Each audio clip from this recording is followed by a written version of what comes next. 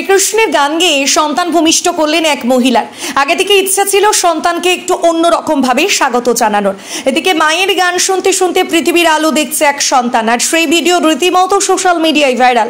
জানা গেছে বিগত 25শে ফেব্রুয়ারি প্রসব যন্ত্রণা নিয়ে ভর্তি হয় সুরশ্রী রায় নামে এক মহিলা। এরপর ডক্টর ইন্দ্রনীল সাহার তত্ত্বাবধানে সিজারের জন্য প্রস্তুত হন ওই মহিলা।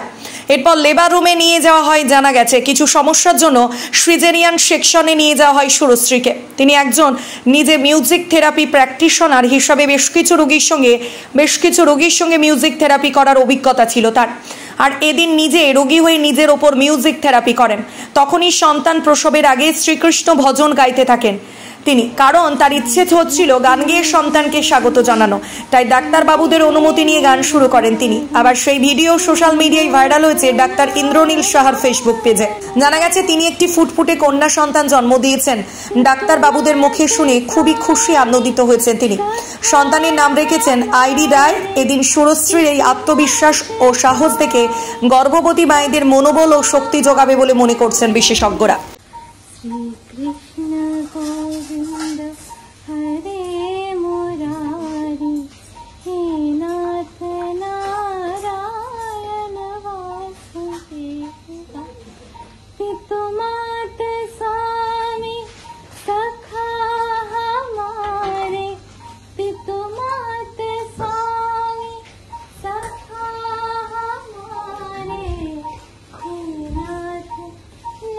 She's an instructor.